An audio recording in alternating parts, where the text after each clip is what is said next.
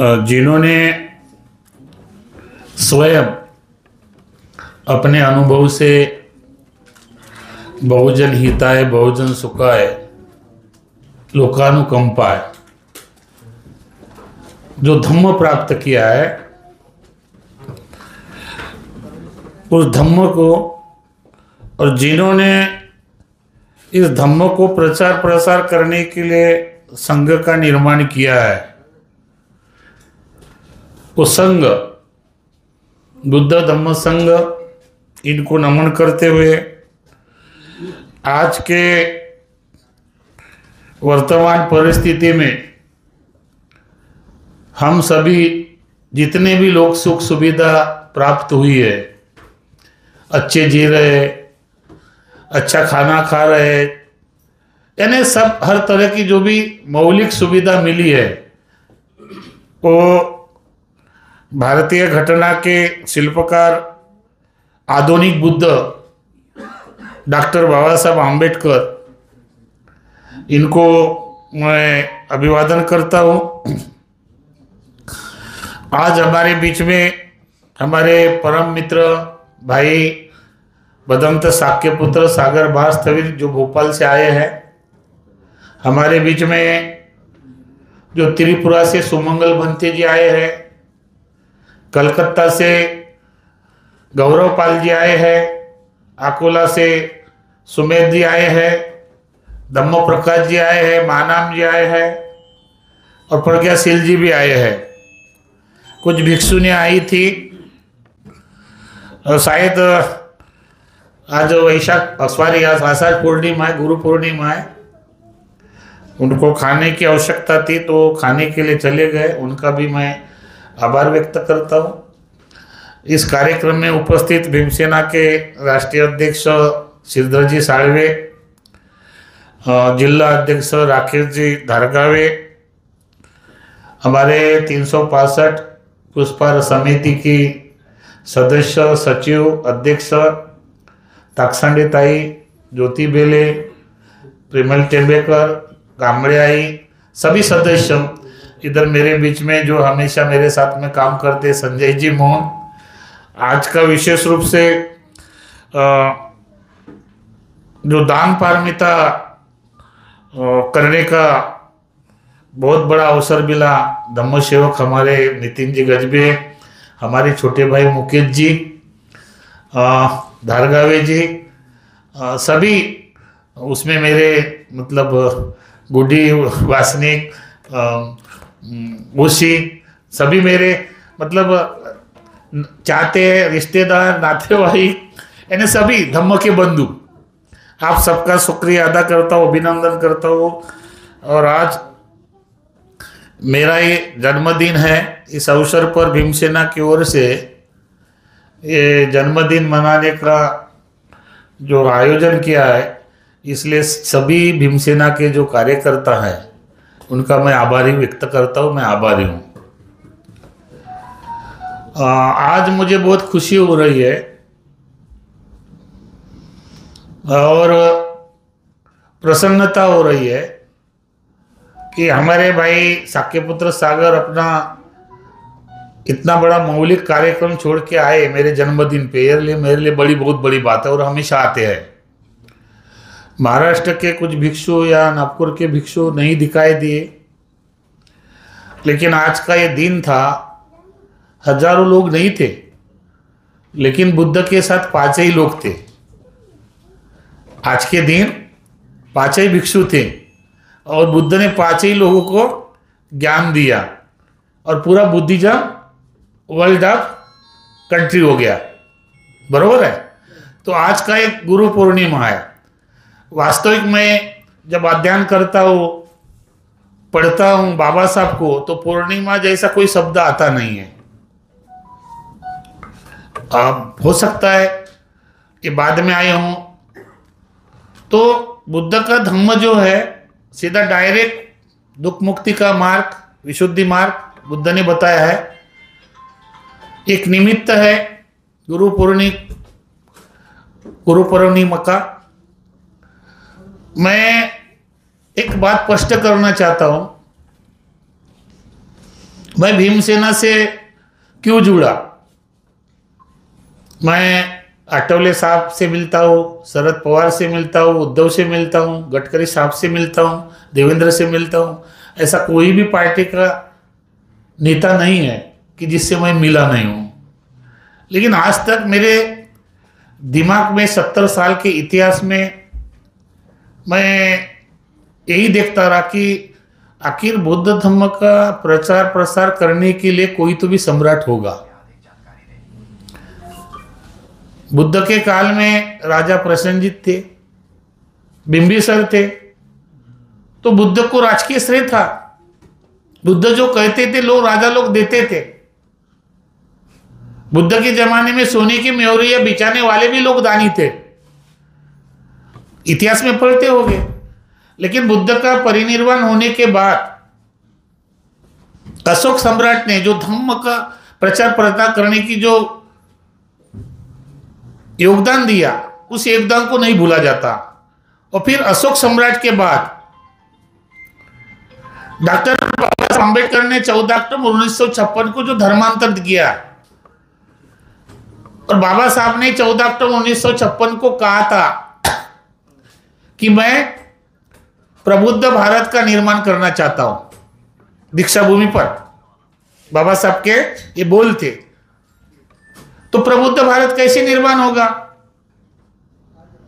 जो बाबा साहब ने दीक्षा दी, जिन लोगों ने दीक्षा ली, उन्होंने दीक्षा देने का कार्यक्रम किया। बाबा साहब की बहुत बड़ी सोच थी, धर्मांतर के पीछे बहुत बड़ा विजन था। लेकिन बेसिक फाउंडेशन हमारे जो समाज के अंदर नहीं जा रहा है। हर साल गुरु पूर्णिमा आती है, मंदिर में 3 महीने भंतेजी रहते हैं, बारिश गिर रहा है, बारिश गिरने के बाद जब मेंढक टाटा करते हैं, वैसे हम लोगों की स्थिति है। एक दिन वो आता है भिक्षु के लिए भोजन का और समाप्ति का, बाकी बीच में क्या होता है भिक्षु के लिए कोई ध्यान नहीं देता है। तो बाबा साहब ने कहा था कि भिक्षु की बड़ी समस्या है। अगर भिक्षु समाज पर डिपेंड रहेगा तो पूरी तरह से काम नहीं कर पाएगा। इसलिए बाबा साहब ने कहा था क्रिश्चियन मिशनरी टाइप मेरा भिक्षु हो। अब देखिए क्रिश्चियन मिशनरी में पेमेंट होता है, बराबर। आप लोग बौद्ध है, अगर किसी भिक्षु को बीमार है, सोशल मीडिया पर होता है पैसे डालो, कोई नहीं डालता। सब भिक्षु को टारगेट करते। भिक्षु को वो नहीं करना चाहिए, भिक्षु को विहार में नहीं रहना चाहिए, भिक्षु को राजनीतिक नहीं करना चाहिए, भिक्षु को केवल हम पाप कर रहे हैं और हमारे शुद्ध के लिए पूजा करना चाहिए। क्यों नहीं? मुझे लगता है बुद्ध ने जब संघ का निर्माण किया तो कोई विजन होगा, कारण होगा। और हमारे भिक्षु ने भी यही मान लिया कि बस पूजा पाठ करो, विहार में रहो, परित्रण पाठ करो, 500 रुपए लो और अपनी जिंदगी जियो। 70 साल में देखो पार्टी के लोग, साहेब आठवले साहब के पार्टी में हो, प्रकाश अंबेडकर के पार्टी में हो, इधर का उधर आदमी जाने में 6 महीने पलटता है, उनको कोई नहीं बोलता। लेकिन कभी इस देश के लोगों ने, बौद्ध लोगों ने बाबा साहब को समझा कि भिक्षु संघ अगर पार्लियामेंट में जाता है, संसद में जाता है, विधानसभा में जाता है, तो किसके हक की बात करेगा?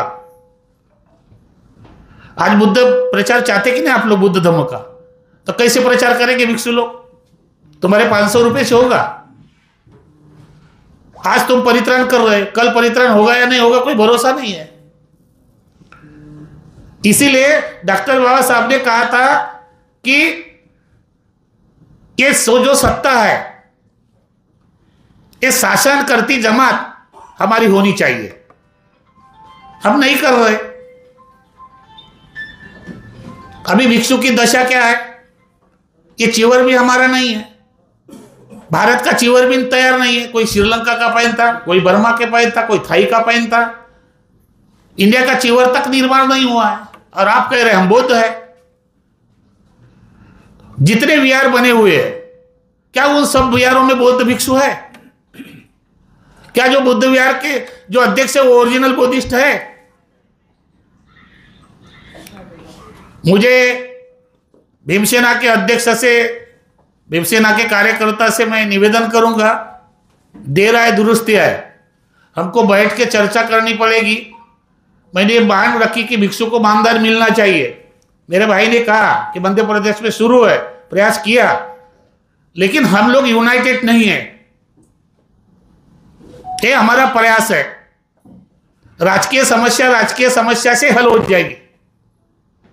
कौन करेगा? कोई नहीं करेगा। डॉक्टर बाबा साहब आंबेडकर ने धर्मांतर किया, उसको वजह थी 1955 का हिंदू एक्ट मैरिज हुआ।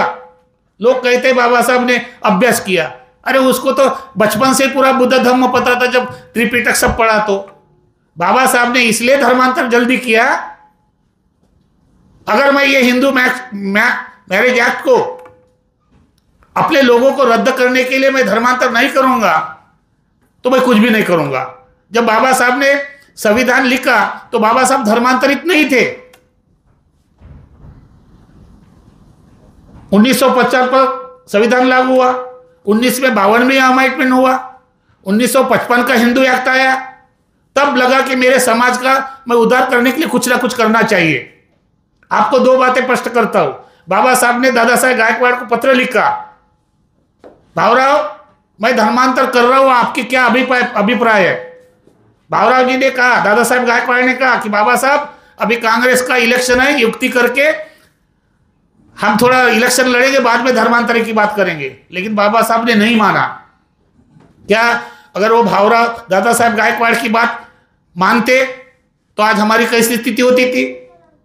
डॉक्टर बाबा साहब आंबेडकर इस देश में अगर पूज्य नहीं हुए, वंदनीय नहीं हुए, उसका कारण ही एक है कि बाबा साहब ने धर्मांतर किया।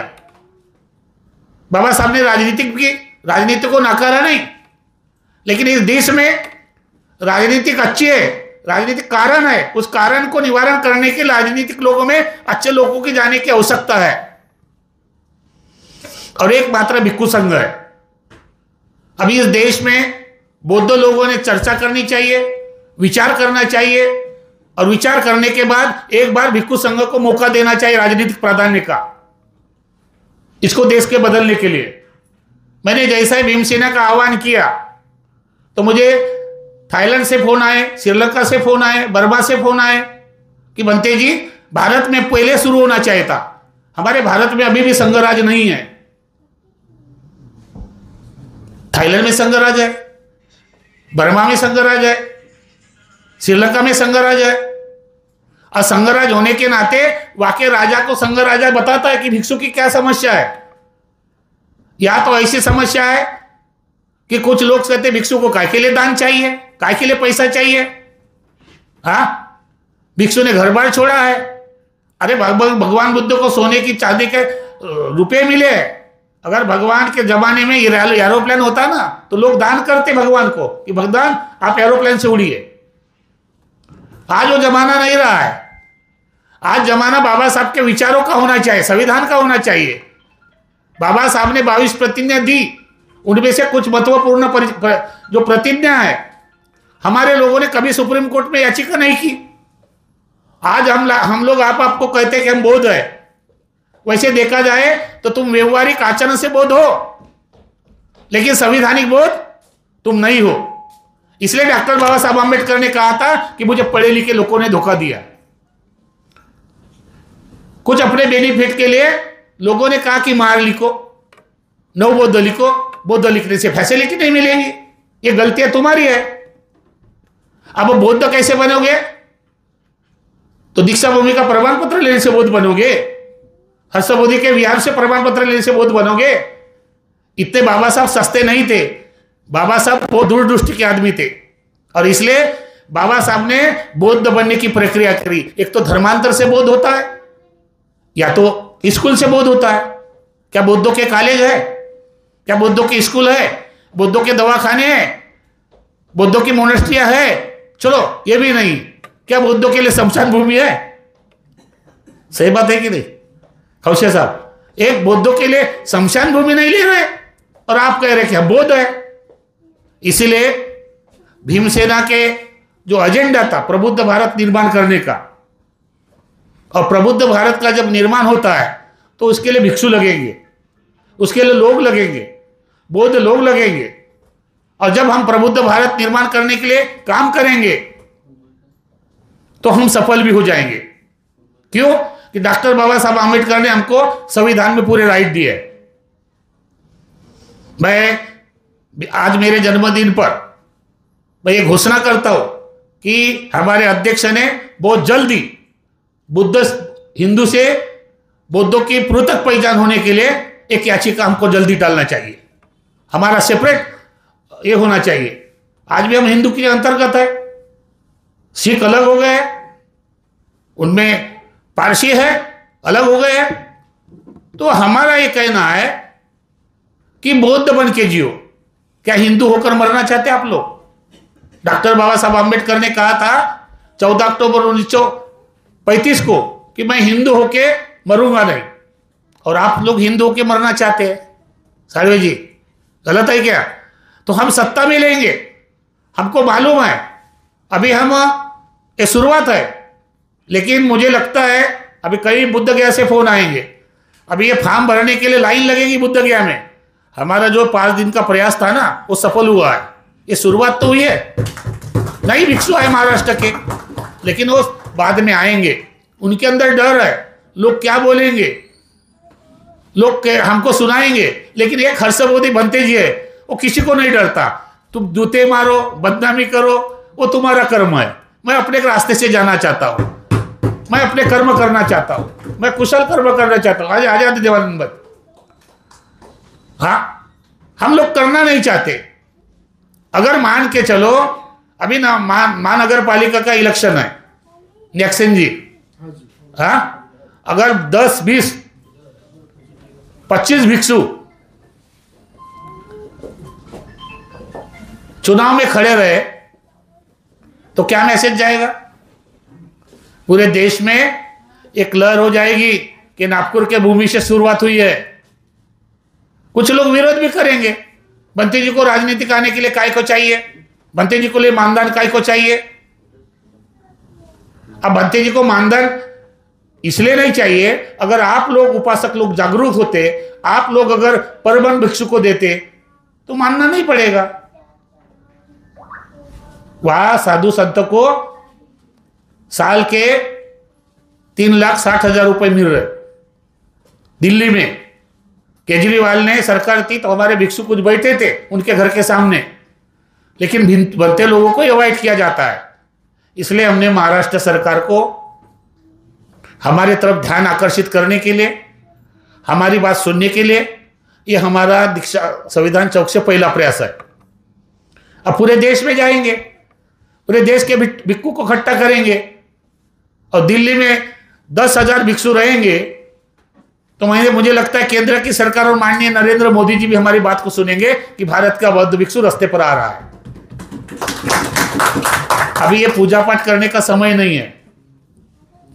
मैं बुद्ध गया में हमेशा चिल्लाता हूं, पूरे देश के लोगों को चिल्लाता हूं, कितने भी पूजा पाठ करो, समस्या संविधान से हल होगी। पूजा पाठ व्यक्तिगत अध्ययन है, मैं ये विरोध नहीं कर रहा हूं। देवानंद जी नहीं बोले कि पूजा पाठ होना चाहिए, हर महीने को होना चाहिए, हर दिन होना चाहिए, हर दिन भिक्षुओं को घर में बुलाना चाहिए। लेकिन आप लोग मतलबी शादी है तब आते हैं, नामकरण विधि तब आते हैं, गृह प्रवेश है तब आते, और जब काम होता तभी भिक्षु को तुम याद करते हो, बाकी दिन याद नहीं करते। लेकिन थाईलैंड में, श्रीलंका में, बर्मा में हर दिन भिक्षु को बुलाते हैं, भोजन के बहाने बुलाते हैं। अगर भोजन भिक्षु घर में करता है तो उपदेश करता है, तुम्हारे घर में परिवर्तन की बात करता है, तुम्हारे दुखों की बात करता है, तुम्हारे समस्या की बात करता है।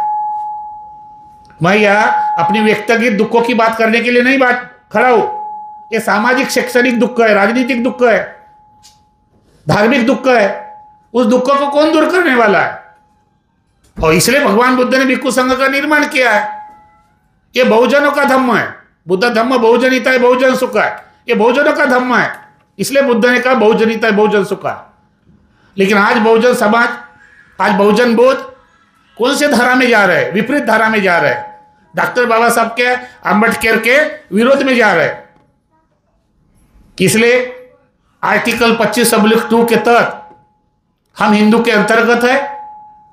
हम बहुत जल्दी भीमसेना से, अध्यक्ष से और कार्यकर्ता से बैठक लेकर, और आप लोगों का भी सहयोग चाहिए। अभी हमारे गजबे साहब ने बोला, मैं निश्चित रूप से जल्दी विनय चारा को बाहर निकालने के लिए प्रयास कर रहा हूं। और यहाँ धारगावे जी भी है, मुझे बोलना नहीं है।